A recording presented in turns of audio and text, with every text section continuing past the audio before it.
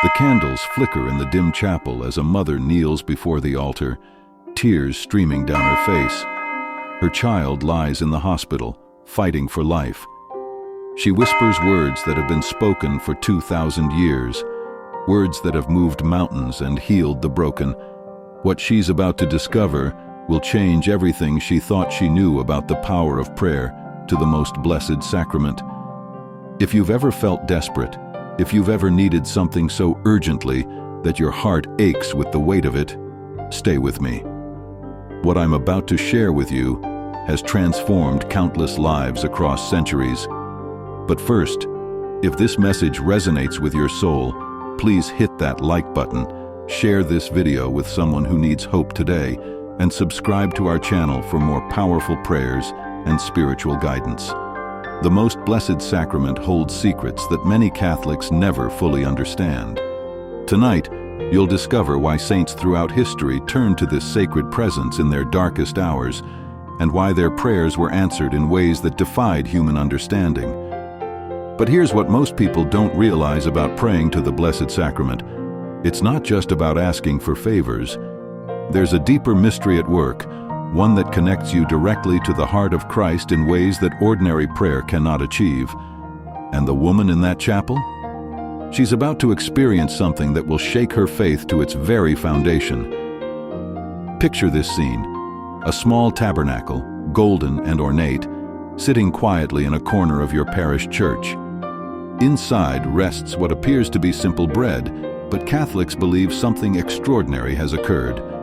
Through the ancient ritual of consecration, this bread has become the actual body of Christ, not symbolically, not metaphorically, actually. This belief has sustained millions through persecution, war, famine, and personal tragedy. But why? What makes this particular form of prayer so powerful that martyrs chose death rather than deny it? The answer lies in understanding what happens when human desperation meets divine presence. When you kneel before the tabernacle or exposed Blessed Sacrament, you're not just talking to heaven. You're speaking directly to Jesus Christ, present in the most intimate way possible on earth. Think about the last time you desperately needed something. Maybe it was healing for a loved one, financial breakthrough, protection from danger, or guidance for an impossible decision. Remember that feeling of helplessness? That's exactly where the power of Eucharistic prayer begins, in your complete vulnerability before the one who conquered death itself. But here's where it gets interesting. The Church teaches that Christ's presence in the Eucharist is not passive. He's not sleeping or distant. He's actively present, listening, responding, working in ways that often surprise us. The saints discovered this secret centuries ago, and their testimonies will astound you. Saint Alphonsus Liguori spent entire nights before the Blessed Sacrament, and his prayers moved popes to action. Saint Thérèse of Lisieux received visions that changed her life during Eucharistic adoration. Saint John Vianney saw people's sins and futures while praying before the tabernacle. What did they know that we've forgotten? The mother in our opening story understood this instinctively. When human medicine failed, when hope seemed lost, she turned to the source of all healing. She knew that behind that tabernacle door was not just bread, but the God who created every cell in her child's body, who numbered every hair on their head, who loved them more than she ever could. Are you ready to discover what happened next? Because what I'm about to tell you challenges everything modern skepticism teaches about prayer and miracles. But first, let me ask you something. Have you ever had a prayer answered in a way that left you speechless? Share your experience in the comments below. Your story might be exactly what someone else needs to hear today. Medical researchers have documented something fascinating about prayer and healing. Studies show that intercessory prayer, praying for others, produces measurable effects on recovery rates, even when patients don't know they're being prayed for. But here's what's truly remarkable. These effects are strongest when prayers are offered in places of concentrated faith, like churches and chapels. Could it be that the real presence amplifies prayer in ways science is only beginning to understand? Dr. Harold Koenig, director of Duke University's Center for Spirituality, Theology, and Health, has documented thousands of cases where prayer preceded unexplained medical improvements. But he noticed something peculiar in his Catholic patients. Their recovery rates were notably higher when they specifically prayed to the Blessed Sacrament. This isn't superstition. This is documented observation. Something happens when desperate faith encounters the Eucharistic presence that doesn't happen elsewhere. The question is, what? The Church has always maintained that grace, God's unmerited favor and power, flows most abundantly through the sacraments. The Eucharist, being the source and summit of Catholic life, becomes a powerhouse of divine intervention. When you bring your urgent needs before the Blessed Sacrament, you're positioning yourself at the very center of God's redemptive activity on earth. But here's what many people miss. Effective Eucharistic prayer isn't just about asking. It's about positioning. It's about placing yourself in the presence of infinite love and allowing that love to transform not just your circumstances, but your heart. Remember our desperate mother? As she knelt there, something shifted. Not just in her prayer, but in her entire understanding of what prayer could accomplish. She realized she wasn't just asking God to fix her problem. She was surrendering her problem to the God who had already conquered every form of human suffering. This is the secret that saints knew but rarely spoke about directly. Eucharistic prayer changes the person praying as much as it changes their circumstances. And sometimes, that internal change is exactly what's needed to open the door for external miracles. Think about your own desperate moments. How many times have you prayed for specific outcomes, only to discover later that God had something better in mind? The Blessed Sacrament becomes the place where human desperation meets divine wisdom, where our urgent needs encounter infinite love. But what if I told you that the most powerful prayers to the Blessed Sacrament follow a specific pattern, one that's been hidden in plain sight for centuries? That's what we'll explore next, and it might revolutionize how you approach prayer in your darkest hours. In the dusty archives of Vatican libraries, scholars have discovered something extraordinary. The most powerful prayers to the Blessed Sacrament, the ones that preceded history's greatest miracles, follow a surprisingly consistent pattern. This pattern appears in the private writings of saints, in the testimonies of mystics, and in the prayer books of common believers whose impossible prayers were answered. The formula has 5 distinct movements, like a spiritual symphony that builds toward divine intervention. But here's the catch. Most people skip the first 4 movements and jump straight to asking for what they need. No wonder their prayers feel powerless. The first movement is recognition. Before asking for anything, effective Eucharistic prayer begins with acknowledging who you're addressing. Not just God, but God present in the most intimate way possible. Body, blood, soul, and divinity, hidden under the appearance of bread. Jesus, truly present in this holy sacrament, I recognize you as my Lord and God. You who created the universe, now rest in this simple bread for love of me. This isn't just polite protocol. Recognition activates faith. It shifts your entire spiritual posture from casual request to sacred encounter. Suddenly, you're not just talking to heaven, you're in the presence of the Word made flesh. The second movement is relationship. Here's where most prayer gets revolutionary. Instead of immediately launching into your list of needs, you acknowledge the relationship Christ desires with you. Not as a distant deity, but as intimate friend, brother, Savior. Jesus, you chose to remain with us in this sacrament because you cannot bear to be separated from those you love. You wait here, day and night, longing for us to visit you, to share our hearts with you. This movement transforms prayer from transaction to communion. You're not just asking a favor from a powerful stranger. You're sharing an urgent need with someone who loves you beyond comprehension. But here's where it gets interesting. Historical records show that people who spend adequate time in these first 2 movements often discover their desperate needs beginning to shift. Not disappear, but shift. The urgency remains, but panic gives way to trust.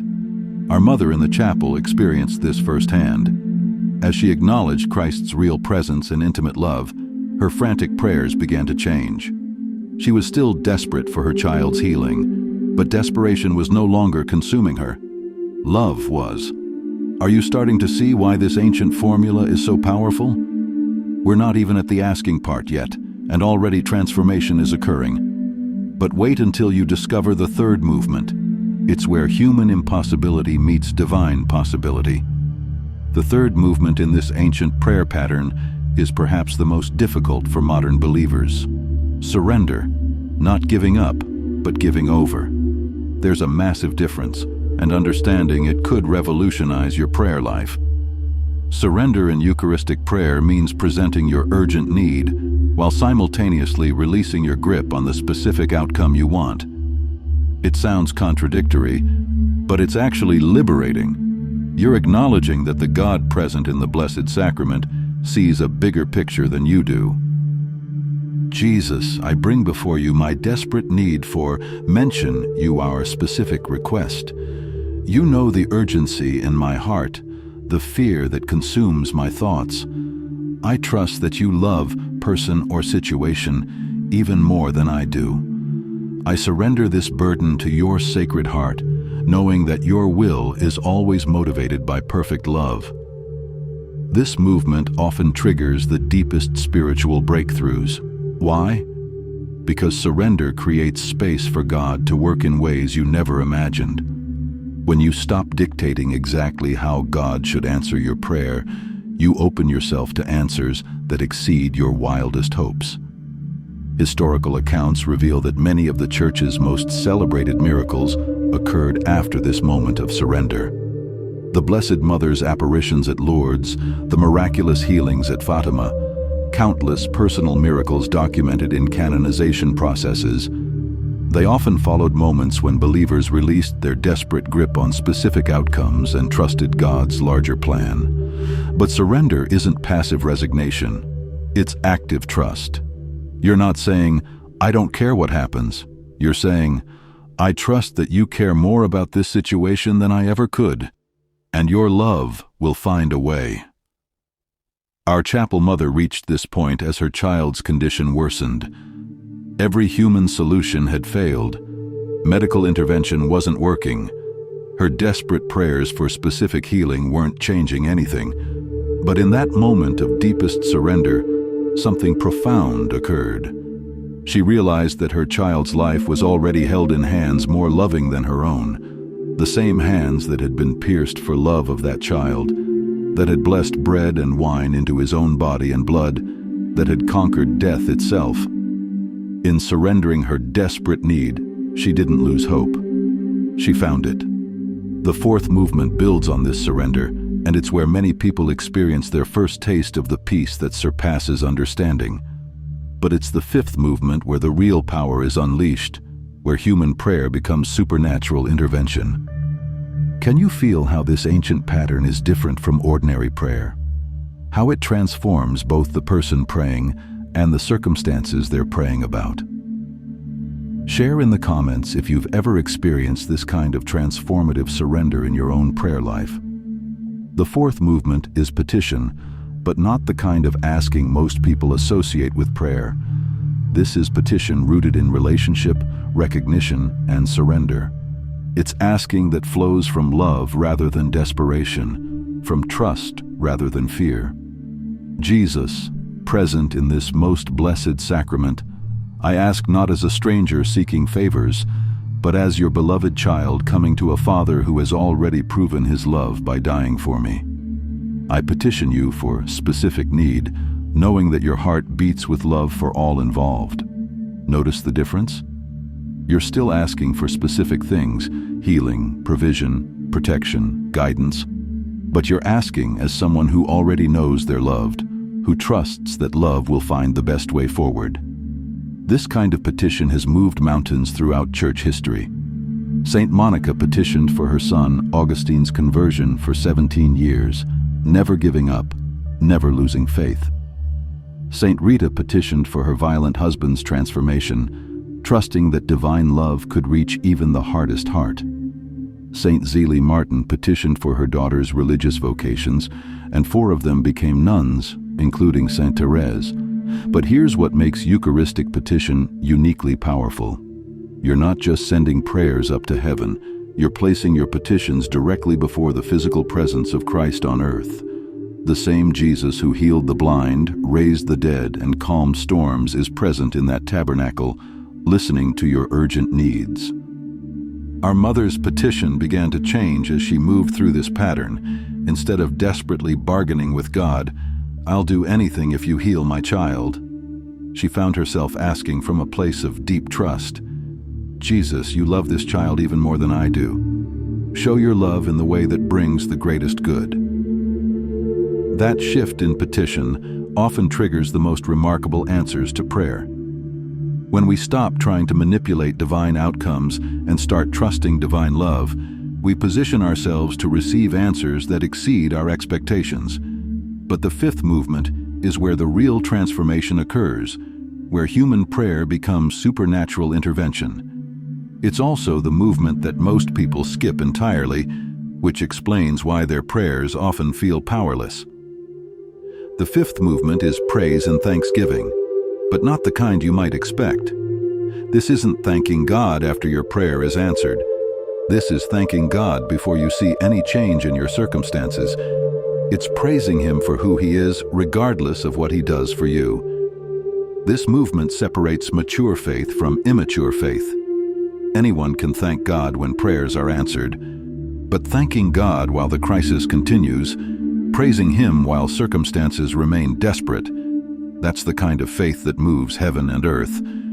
The 5th movement, praise and thanksgiving, might seem counterintuitive when you're facing urgent needs. How can you praise God when your child is dying, when bankruptcy looms, when your marriage is falling apart? But this movement holds the key to unlocking supernatural intervention. Jesus, I praise you not because my circumstances have changed, but because you never change. I thank you not because I see the answer, but because you are the answer. Even in this dark moment, I choose to worship you for who you are: perfect love, infinite wisdom, unlimited power. This kind of praise does something extraordinary. It declares your faith in God's character even when His actions are unclear. It announces that your trust in Him isn't dependent on getting what you want. It's a declaration of war against despair, doubt, and fear. Throughout church history, this movement has preceded the most dramatic miracles. Saint Bernadette praised God even when church authorities didn't believe her visions. Saint Joan of Arc praised God even when facing the flames. Saint Maximilian Kolbe praised God even in a Nazi concentration camp. What did they understand that we often miss? Praise isn't just a nice addition to prayer, it's a weapon of spiritual warfare. When you praise God in the midst of impossible circumstances, you're declaring that darkness will not have the final word, that death will not win, that love is ultimately more powerful than any force opposing you. Our mother in the chapel experienced this transformation. As she moved from desperate pleading to prophetic praise, something shifted in the atmosphere around her. The weight of despair began to lift, not because her circumstances changed, but because her faith rose above her circumstances. Jesus, I don't understand why my child is suffering, but I trust that you do. I praise you for loving us so much that you remain present with us in our darkest hours. Thank you for being here, for listening, for caring more about our pain than we ever could. Medical staff later testified that something changed in her child's condition at exactly the moment she chose praise over panic. Coincidence? Many would say so. But those who understand the power of Eucharistic prayer know better. This 5-movement pattern, recognition, relationship, surrender, petition, and praise, has been hidden in plain sight for centuries. Saints knew it instinctively. Mystics practiced it deliberately. Ordinary believers stumbled upon it in moments of desperate need and discovered that their prayers suddenly had power they'd never experienced before. But knowing the pattern is only the beginning. The real question is, How do you sustain this kind of prayer when your crisis extends beyond a single chapel visit? How do you maintain this faith when weeks, months, or even years pass without visible answers? Real life doesn't always cooperate with our prayer timelines. Sometimes urgent needs become chronic challenges. The child's illness extends beyond days into months. The financial crisis deepens despite faithful prayer. The broken relationship remains fractured despite sincere petition. This is where many believers lose heart. They start strong, pray with passion, follow the ancient pattern faithfully, and then visible results don't come. Doubt creeps in. Prayer becomes mechanical. Faith wavers. But here's what seasoned prayer warriors know. The most powerful miracles often require the longest faithfulness. The prayers that change history are usually the ones that persist when persistence seems pointless. Saint Monica prayed for Augustine's conversion for 17 years. 17 years of recognition, relationship, surrender, petition, and praise. 17 years of bringing the same desperate need before the Blessed Sacrament. When Augustine finally converted, he didn't just become a Christian, he became one of the greatest theologians in church history.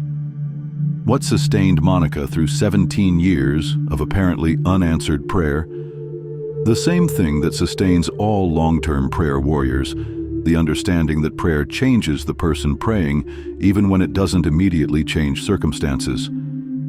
Every time Monica knelt before the Blessed Sacrament and worked through those 5 movements, she was being transformed. Her love deepened, her faith strengthened, her trust matured. By the time Augustine converted, she had become a woman whose prayers could move heaven and earth. This is the secret that makes long-term Eucharistic prayer bearable. You're not just waiting for God to change your situation. God is using the waiting to change you into someone capable of handling the miracle you're requesting. Think about it. If God had answered all your prayers instantly, would you be the same person you are today? Would you have the depth of faith, the strength of character, the compassion for others that's been forged through seasons of waiting? Our chapel mother discovered this truth as her child's recovery became a months-long process rather than an instant miracle. Each visit to the Blessed Sacrament strengthened her in ways she never expected. Her faith became unshakable. Her peace became supernatural. Her love became boundless. Jesus, I used to think unanswered prayer meant you weren't listening. Now I understand that you're answering in ways I never imagined. You're healing my child, but you're also healing me. You're providing for our needs, but you're also providing strength I never knew I possessed. The medical staff began to notice something unusual. The mother's supernatural peace was affecting the entire hospital wing. Other families began asking her to pray for their children. Nurses started attending her prayer sessions. Doctors found themselves speaking more hopefully about difficult cases. One miracle was multiplying into many. One desperate mother's faithful prayer to the Blessed Sacrament was becoming a catalyst for transformation throughout the entire hospital community. This is what happens when you commit to long-term Eucharistic prayer. Your personal miracle becomes a doorway for others to experience God's power. Your faithfulness in secret becomes a public testimony to divine love. But how do you maintain this intensity over months or years? How do you keep returning to the Blessed Sacrament when your knees ache from kneeling, when your heart grows weary from hoping, when doubt whispers that you're wasting your time? Persistence in prayer isn't about grinding determination or forcing spiritual fervor. It's about establishing a rhythm of grace that carries you through seasons of faith and doubt, hope and despair, breakthrough and barrenness. The most effective long-term prayers develop what spiritual directors call holy habits, practices that sustain prayer life regardless of emotional state or visible results. These habits become the backbone of persistent Eucharistic prayer. First, they establish regular appointment times with the Blessed Sacrament, treating these moments as seriously as any important meeting. Jesus, I'll meet you here every Tuesday at 7 a.m., whether I feel like it or not, whether I see progress or not, whether my faith is strong or weak. This commitment removes the burden of daily decision-making about whether to pray. You've already decided. You just show up. Second, they learn to pray the 5 movements even when they don't feel them. Recognition becomes a choice, not an emotion. Relationship continues even when connection feels absent. Surrender happens through will, not feelings. Petition continues even when hope seems foolish. Praise flows from decision, not circumstance. Jesus, I don't feel your presence today, but I choose to recognize you here. I don't sense our connection, but I choose to believe in our relationship. I don't see progress, but I choose to surrender this situation again. I don't understand your timing, but I choose to petition you anyway. I don't feel grateful, but I choose to praise you regardless. This kind of prayer forges spiritual steel. It creates believers who can withstand any storm because their faith isn't dependent on feelings or circumstances. Third, they document their prayer life, keeping simple records of what they've prayed for and how God has responded. Not for manipulation or spiritual scorekeeping, but for encouragement during dark periods. Jesus, when I read my prayer journal from last year, I see a dozen ways you answered prayers I'd forgotten I'd prayed. When I feel like you're not listening, I remember the times you surprised me with your goodness. This record helps me trust your faithfulness, even when I can't see it. Our chapel mother began keeping such a journal after her 3rd month of hospital visits. Looking back, she could trace subtle improvements in her child's condition that she'd missed in the daily stress of crisis management. Small answers to prayer that built her confidence for bigger petitions. But perhaps the most important habit of persistent prayer warriors is community. They don't carry their burdens alone. They find others who understand the marathon nature of faithful prayer. Jesus, thank you for surrounding me with others who believe in the power of prayer to the Blessed Sacrament. When my faith wavers, theirs holds steady. When they struggle, mine can support. Together, we create a network of persistent faith that individual doubt cannot break. This community aspect of Eucharistic prayer has sustained believers through persecutions, plagues, wars, and personal tragedies. When one person's faith grows weak, others carry the prayer burden until strength returns. The hospital chapel became such a community for our mother.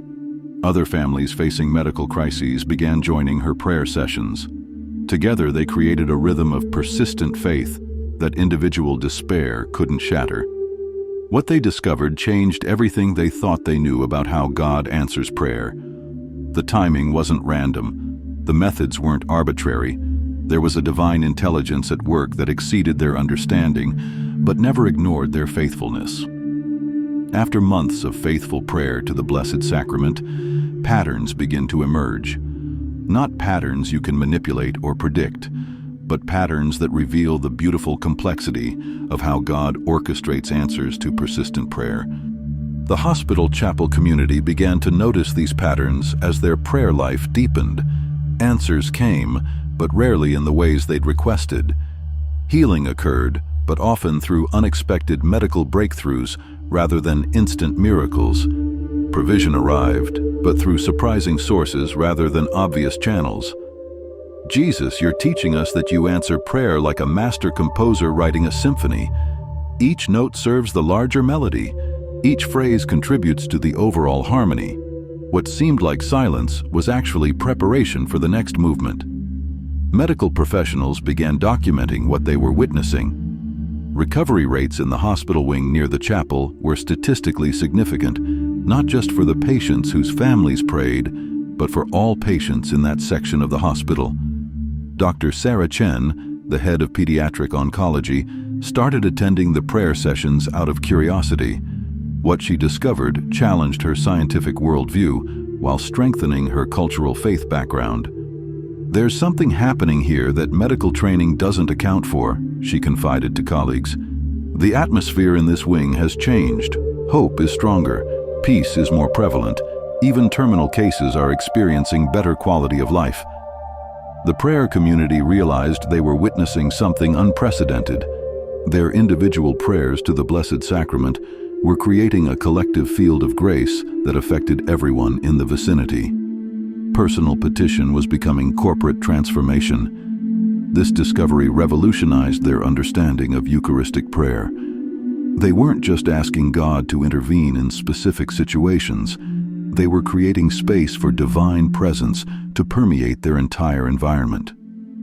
Jesus, we thought we were just bringing our problems to you. We didn't realize you were using our problems to bring your presence to places that desperately needed it. The 5-movement prayer pattern took on new meaning.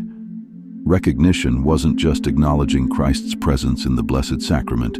It was recognizing that his presence wanted to extend through their prayers into every corner of the hospital. Relationship wasn't just personal connection with Jesus. It was facilitating his relationship with everyone they encountered. Surrender wasn't just releasing their personal agendas. It was surrendering their entire environment to divine transformation. Petition wasn't just asking for individual miracles. It was requesting that God's kingdom come on earth as it is in heaven, starting with the hospital wing. Praise wasn't just personal worship. It was creating an atmosphere where others could encounter divine love. Our original mother's child experienced the breakthrough she'd prayed for, but not the way she'd imagined. The healing came gradually, through cutting-edge treatments that became available precisely when needed, through medical professionals who went beyond normal protocols, through a community of faith that carried her family through the darkest moments. Jesus, you didn't just heal my child. You used my child's illness to heal our entire family, to transform our faith, to create a community of believers who will never be the same. The miracle was bigger than what I asked for. As word spread throughout the hospital, the chapel prayer sessions grew. Doctors started requesting prayer for difficult cases. Nurses began attending during break times. Families from other wings sought out the praying mothers for intercession. The local bishop heard about the phenomena and visited to investigate. What he found moved him to tears and changed his approach to pastoral care throughout the diocese. But the most profound transformation was yet to come. What started as desperate mothers praying for sick children was about to become a movement that would impact their entire city. 9 months after that first desperate prayer in the hospital chapel, something extraordinary began to happen. The prayer sessions had grown from one mother to dozens of families, from personal petitions to community transformation, from individual healing to institutional change. Hospital administrators documented a 40% decrease in patient complaints, a 35% increase in staff satisfaction, and recovery rates that exceeded national averages in every category. The medical mystery had become a healthcare phenomenon, but the real miracle was happening in the hearts of those who had committed to persistent Eucharistic prayer. They were discovering that sustained prayer to the Blessed Sacrament doesn't just change circumstances. It changes the people praying in ways that multiply their effectiveness in every area of life. Jesus, when I started praying for my child's healing, I thought that was my only desperate need. Now I see that you were using that need to heal my marriage, my faith, my purpose, my entire life. One urgent prayer became the key that unlocked transformation I didn't even know I needed. The original mother had become a different person. Her marriage, strained by months of medical crisis, had grown stronger through shared prayer. Her relationship with God, once casual and sporadic, had become the foundation of her daily life. Her sense of purpose had expanded beyond her own family to include anyone facing medical challenges. She wasn't alone. Every family that had committed to the long-term prayer pattern was experiencing similar multiplication. Financial provision for medical bills came through unexpected sources. Relationships deepened through shared vulnerability. Career opportunities opened through networking within the prayer community. Jesus, it's like you were waiting for us to bring our desperate needs to you so you could show us how much more you wanted to give us. We came for healing, but you gave us transformation. We asked for solutions, but you gave us strength. We requested miracles, but you made us miracle workers. The medical staff began requesting prayer, not just for patients, but for their own challenges. marital problems, financial stress, family crises, career decisions. Everything was brought before the Blessed Sacrament using the 5-movement pattern that had proven so effective. Dr. Chen, the pediatric oncologist, experienced her own transformation. Her scientific skepticism had given way to scientific wonder. She began incorporating prayer into her treatment protocols, not as replacement for medicine, but as complement to it. "I've seen enough to know that something beyond medical science is at work here," she testified to the medical board. "I'm not abandoning scientific methodology, but I'm no longer ignoring spiritual factors that clearly impact patient outcomes." The hospital chapel, once a quiet space used mainly for funeral services, became a center of round-the-clock prayer activity. The diocese had to assign additional priests to handle the increased demand for confession, spiritual direction, and mass attendance. Local media picked up the story, bringing visitors from across the region. What they found wasn't religious fanaticism or emotional manipulation, but quiet, persistent faith that was producing undeniable results. "This isn't about dramatic healings or spectacular miracles," explained the mother who had started it all. "It's about learning to pray the way Jesus taught us to pray, with persistence, with trust, with surrender to God's perfect will. The Blessed Sacrament makes it real in ways that ordinary prayer can't achieve." The bishop's investigation concluded that the phenomena was authentically spiritual, doctrinally sound, and pastorally beneficial. He authorized the establishment of a permanent Eucharistic adoration chapel at the hospital and encouraged other parishes to learn from their example. But the multiplication wasn't finished. What had started in a hospital chapel was about to transform an entire city's approach to prayer, community service, and social justice. 18 months after that first desperate prayer, the impact had spread far beyond the hospital walls. Local churches reported increased attendance, deeper commitment to prayer, and renewed interest in Eucharistic adoration. But the most significant change was in how the community responded to crisis. When a factory closure threatened hundreds of jobs, prayer groups formed immediately using the 5-movement pattern that had proven so effective. Recognition of Christ's presence in economic struggle, relationship with Jesus as provider and sustainer, surrender of personal financial fears to divine providence, petition for creative solutions and new opportunities, praise for God's faithfulness even in uncertainty. The results surprised everyone, including longtime residents who had never seen such community cooperation. New businesses emerged, often started by people who had lost factory jobs but discovered entrepreneurial gifts through the confidence-building experience of answered prayer. Existing businesses expanded, often through partnerships formed in prayer groups. The economic crisis became an economic transformation. Jesus, you're teaching us that every crisis is an opportunity for your power to be revealed. We used to face problems with panic. Now we face them with prayer. The difference is revolutionary. Social services reported significant changes as well. Domestic violence calls decreased by 30%. Addiction recovery rates increased by 50%. Teen pregnancy rates dropped to historic lows. Mental health services saw fewer crisis interventions and higher success rates in ongoing treatment. The correlation was clear to anyone willing to acknowledge it. As prayer life deepened, community life improved. As people learned to bring their desperate needs to the Blessed Sacrament, they also learned to bring their neighbors' needs to their own hearts. Jesus, you're showing us that personal prayer and community service aren't separate activities. When we truly encounter you in the Blessed Sacrament, we see you in every person we meet. Our prayer life becomes our service life. Churches that had struggled with declining attendance and aging congregations suddenly found themselves dealing with space limitations and the need for additional services. But the growth wasn't just numerical, it was transformational.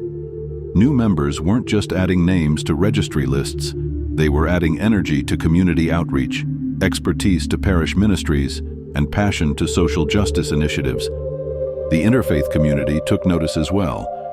Jewish, Protestant, and Muslim leaders observed the positive changes, and began asking about the prayer practices that seemed to be making such a difference.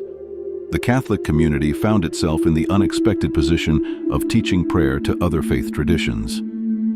"We're not trying to convert anyone to Catholicism," explained the hospital prayer group leaders, "but we're happy to share what we've learned about persistent prayer, community support, and trusting God through crisis. These principles work regardless of your specific religious background." The mayor's office commissioned a study to understand the social and economic factors behind the city's remarkable transformation. The research team, initially skeptical about religious explanations, found themselves documenting correlation patterns they couldn't explain through conventional social science. "There's definitely something here," admitted Dr. James Rodriguez, the lead researcher. "We can measure the changes: decreased crime, increased business development, improved health outcomes, stronger community cohesion. But the catalyst seems to be the prayer movement that started at the hospital. That's not something we typically factor into urban development models." The original mother, now recognized as an unofficial community leader, was invited to speak at conferences about faith-based community development. Her message remained simple: learn to pray persistently to the Blessed Sacrament, commit to the process even when you don't see immediate results, and watch how God multiplies your faithfulness beyond anything you imagined. But the most profound testimony came from those who had experienced the deepest transformations. Their stories revealed the ultimate secret of powerful Eucharistic prayer. 2 years after that first desperate night in the hospital chapel, the transformation was complete, but the mystery deepened. How could one mother's urgent prayer become the catalyst for citywide revival? How could personal desperation become community transformation? How could individual faith become corporate miracle? The answer lies in understanding what really happens when human desperation meets divine presence in the Most Blessed Sacrament. It's not just about getting what you pray for. It's about becoming who God created you to be. "Jesus, I thought I was just asking you to heal my child. I didn't realize you were using my child's illness to heal my entire understanding of who you are and what you can do through ordinary people who learn to pray extraordinarily." The hospital prayer group had discovered something that mystics have known for centuries. Sustained prayer to the Blessed Sacrament doesn't just change circumstances, it changes the fundamental nature of the person praying. You don't just receive miracles, you become a miracle for others. Every person who had committed to the 5-movement prayer pattern over extended periods experienced similar transformations. They became more patient, more compassionate, more hopeful, more generous, more courageous. Their families noticed. Their co-workers saw the difference. Their neighbors felt the impact. Jesus, the miracle wasn't just that you answered our prayers. The miracle was that you transformed us into people whose prayers you could answer. You changed our hearts so that we could handle the blessings you wanted to give us. Dr. Chen documented this phenomenon in her medical journal. Patients whose families participated in sustained Eucharistic prayer didn't just recover faster. They handled treatment better, maintained better attitudes, and showed remarkable resilience in facing setbacks. There's something about prolonged exposure to this type of prayer that creates psychological and spiritual stability, she noted. These families process crisis differently. They maintain hope when hope seems irrational. They find peace in chaos. They demonstrate strength that medical science can't fully explain. The transformation went deeper than behavioral changes. Brain scans of long-term prayers showed increased activity in areas associated with empathy, emotional regulation, and stress management. Prayer was literally rewiring their neural pathways for greater resilience and compassion. But the most remarkable discovery was what happened to their prayer requests over time. The desperate petitions that had driven them to the Blessed Sacrament initially began to evolve into something entirely different. "Jesus, I came to you asking for healing, provision, protection, solutions. But as I've learned to truly encounter you in this sacrament, my deepest prayer has become, make me someone who brings your healing to others, someone who provides for others as you provide for me, someone who protects the vulnerable as you protect me, someone who becomes your solution to the problems around me. This shift from receiving to giving, from asking to offering, from consuming to contributing, this was the secret of supernatural transformation. The Blessed Sacrament had changed them from people who needed miracles into people who could participate in creating miracles for others. The original mother's child had fully recovered, but her prayer life continued with even greater intensity. She wasn't asking for healing anymore. She was asking for opportunities to bring healing to others. Her petitions had evolved from desperate need to sacrificial service. Jesus, thank you for using my desperation to discover my purpose. Thank you for using my child's illness to reveal my calling. Thank you for showing me that the greatest miracle isn't getting what we want, but becoming who you need us to be. The hospital had become a training ground for miracle workers.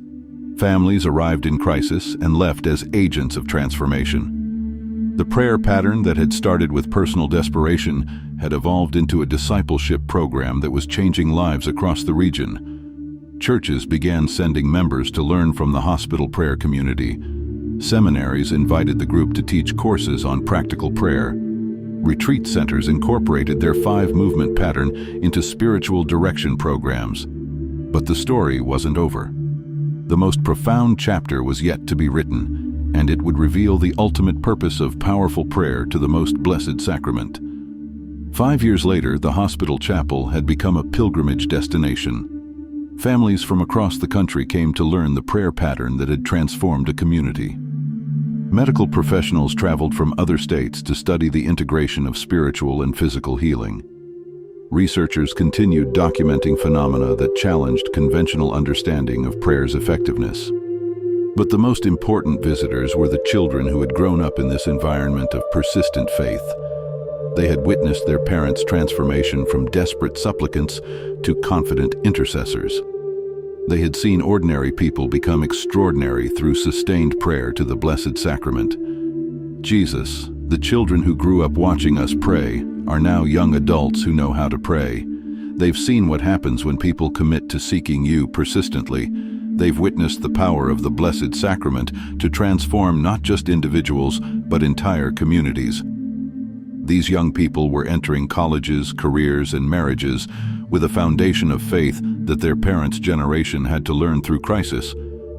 They understood intuitively that every challenge was an opportunity for divine intervention, that every problem was a prayer invitation, that every difficulty was a doorway to deeper relationship with Christ.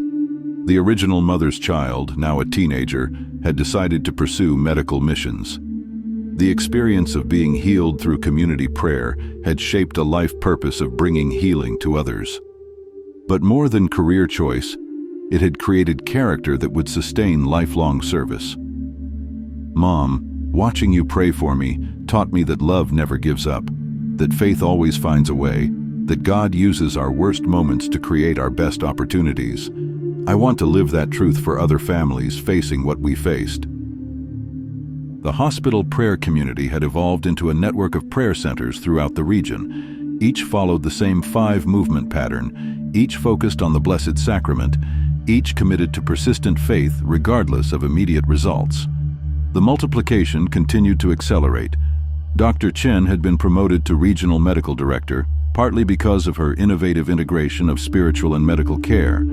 Her research on the health benefits of sustained prayer had been published in major medical journals, opening new conversations about holistic treatment approaches. What we've discovered here isn't just about prayer effectiveness, she explained to a national medical conference. It's about the profound connection between spiritual health and physical healing, between community support and individual recovery, between persistent faith and sustainable transformation. The economic impact had been equally remarkable. The city's unemployment rate was now below state averages. New business development exceeded regional norms. Property values had increased steadily. Social services needs had decreased significantly. The correlation with the prayer movement was undeniable. Jesus, you've shown us that when people learn to pray persistently, they also learn to work persistently. to love persistently, to hope persistently. Prayer isn't escape from responsibility, it's preparation for greater responsibility.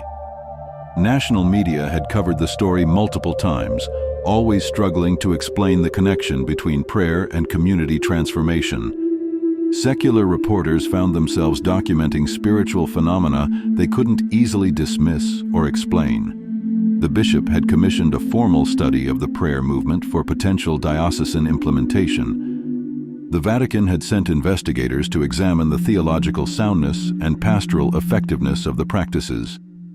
Both reviews concluded that the movement represented authentic Catholic spirituality, producing measurable fruit. But the most significant validation came from the families whose lives had been transformed through desperate prayer to the Blessed Sacrament. Their testimonies revealed the ultimate truth about powerful Eucharistic prayer.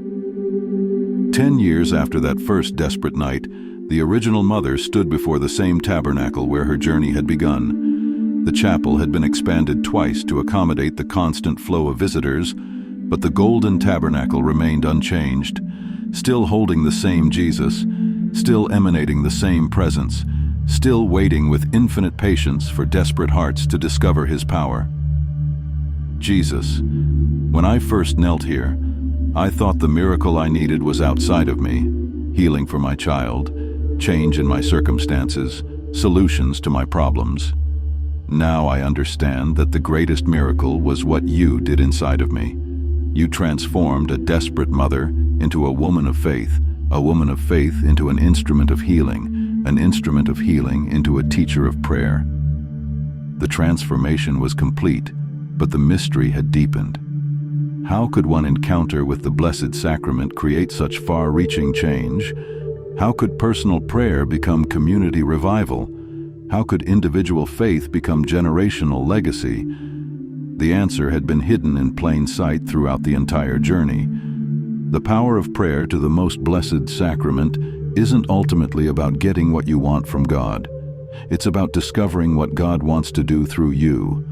It's about learning that you don't just receive miracles, you become one. Jesus, you taught us that the greatest among us are those who serve others.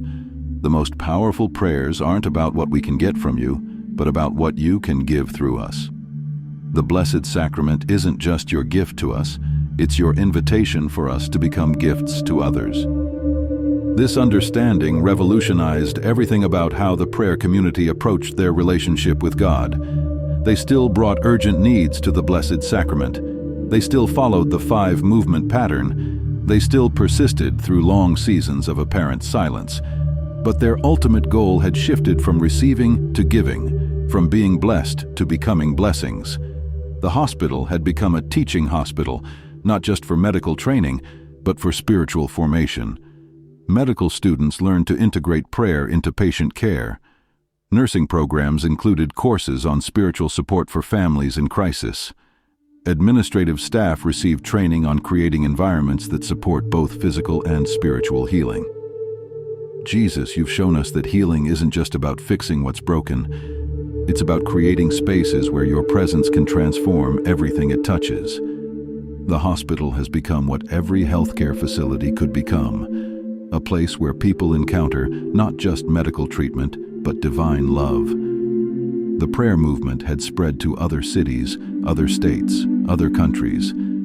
Families facing crisis were learning the 5-movement pattern. Churches were establishing Eucharistic adoration programs. Communities were discovering that persistent prayer creates persistent transformation. But the most profound impact was on the children and grandchildren of those first desperate prayers. They were growing up in families where prayer wasn't just routine, but relationship, where faith wasn't just belief, but lifestyle, where miracles weren't just stories, but expectations. Jesus, the legacy isn't just what you did for us, it's what you've prepared to do through the next generation. Children who've seen your power won't easily forget it. Young people who've witnessed persistent faith will carry it into their own families. The multiplication continues beyond anything we could have imagined. The original mother's child was now married with children of their own. When their first baby was born with complications, There was no panic, no desperation, no frantic searching for hope. There was immediate, confident prayer to the Blessed Sacrament, following the pattern that had shaped their entire worldview. "Grandma, will you teach me the special prayer you taught my mom?" the young parent asked. "I want to pray for my baby the way you prayed for her." And so the cycle continued. Desperate need leading to divine encounter, personal crisis becoming community transformation, individual faith becoming generational legacy, the power of prayer to the Most Blessed Sacrament, multiplying across time and space, touching lives that hadn't even been born when the journey began. As we reach the end of this remarkable journey, you might be wondering, what does this mean for me? How can the lessons learned in one hospital chapel transform my own prayer life? How can I access the power of the Most Blessed Sacrament for my urgent needs? The answer is both simple and profound. The same Jesus who was present in that hospital tabernacle is present in every Catholic church where the Blessed Sacrament is reserved. The same five-movement prayer pattern that transformed desperate mothers into miracle workers is available to you right now. The same persistent faith that created community revival can begin with your decision to commit to sustained Eucharistic prayer. Jesus, as I finish hearing this story, I recognize that you're not just showing me what you did for others. You're inviting me to discover what you want to do for me, in me, and through me. Help me to see that my current desperate need isn't just a problem to be solved, but an opportunity to encounter your power in ways I've never experienced before. Your desperate need, whatever it is, has brought you to this moment. Financial crisis, health challenges, relationship problems, family difficulties, career uncertainty, spiritual dryness, emotional turmoil. These aren't obstacles to faith. They're invitations to discover what faith can accomplish when it's directed toward the Blessed Sacrament with persistent dedication. The five-movement pattern is available to you immediately. Recognition of Christ's real presence in the Eucharist, relationship with Jesus as intimate friend and Savior, surrender of your urgent need to divine wisdom and love, petition offered with confidence and trust, praise given regardless of circumstances. But remember, this isn't magic, it's relationship. It's not about manipulating God to get what you want. It's about positioning yourself to receive what God wants to give you, which is always more than you could ask or imagine. The transformation that began in a hospital chapel continues in your local church, in your personal prayer life, in your willingness to commit to persistent faith, even when persistence seems pointless. Your story can become the next chapter in this ongoing testimony to the power of prayer to the Most Blessed Sacrament. If this message has touched your heart, if you feel called to discover this power for yourself, please take a moment to like this video and share it with someone who needs hope today. Your sharing might be exactly what brings someone else to their own moment of desperate prayer that becomes transformational encounter. Subscribe to our channel for more powerful prayers, spiritual guidance, and testimonies of God's faithfulness. We're building a community of believers who understand that prayer isn't just about getting through crisis, it's about being transformed by crisis into people who can help others get through theirs. Leave a comment below sharing your own experience with prayer to the Blessed Sacrament. Your testimony might be exactly what encourages someone else to begin their own journey of persistent faith. We read every comment and often feature powerful testimonies in future videos. Jesus, as this message goes out into the world, multiply its impact beyond what we can see or measure. Use these words to bring desperate hearts to your Eucharistic presence. Transform individual viewers into community builders. Let their personal encounters with you become catalysts for revival in their families, churches, and communities. May this be not just a video they watched, but a turning point in their spiritual journey that creates ripple effects for generations to come. The mother who started this incredible journey with desperate prayer in a hospital chapel would want you to know this. Your miracle isn't just about your situation. It's about discovering that you are God's miracle for someone else's situation. Your healing isn't just about your restoration. It's about your preparation to bring healing to others. The Blessed Sacrament waits for you in the nearest Catholic church. Jesus is there, as present as he was in that hospital chapel, as ready to transform your desperation into purpose, your crisis into calling, your need into opportunity to discover his power. Your journey of persistent faith to the Most Blessed Sacrament can begin today. Your transformation can start with your next prayer. Your miracle can unfold through your commitment to seek him until you find him, to ask until you receive, to knock until the door opens. The story doesn't end here. It continues with you. Your chapter is waiting to be written through your willingness to bring your urgent needs to the urgent presence of Christ in the Blessed Sacrament. The power is real. The transformation is available. The miracle is ready to begin. What will you do with this invitation? How will you respond to this call? Your desperate need has brought you to this moment of decision. What happens next depends entirely on your willingness to step into the adventure of persistent faith that leads to supernatural transformation. The tabernacle is waiting. Jesus is present. Your miracle is ready to unfold. All that remains is your decision to begin. Jesus, I surrender my urgent need to your perfect love. I commit to persistent prayer even when persistence seems pointless. I choose to trust your timing even when delay seems devastating. Transform my desperation into dedication, my crisis into calling, my need into opportunity to discover your power. Begin in me the miracle that will multiply through me to touch others who desperately need to know that you are real, that you care, and that you act on behalf of those who seek you with all their hearts. Amen. Your journey begins now. Your transformation starts today. Your miracle unfolds with your next prayer to the Most Blessed Sacrament. Don't wait for better circumstances or stronger faith. Begin where you are, with what you have, trusting that he who began this good work in you will complete it according to his perfect plan. Thank you for joining us on this incredible journey of faith. Please like, share, and subscribe to spread this message of hope to others who need to discover the transformational power of persistent prayer to the Most Blessed Sacrament. Your engagement helps us reach more people with the good news that God still works miracles through ordinary people who learn to pray extraordinarily. Until next time, may your prayer life be persistent, your faith be transformational, and your encounter with the Blessed Sacrament be the beginning of miracles that multiply beyond anything you can imagine. God bless you and thank you for watching.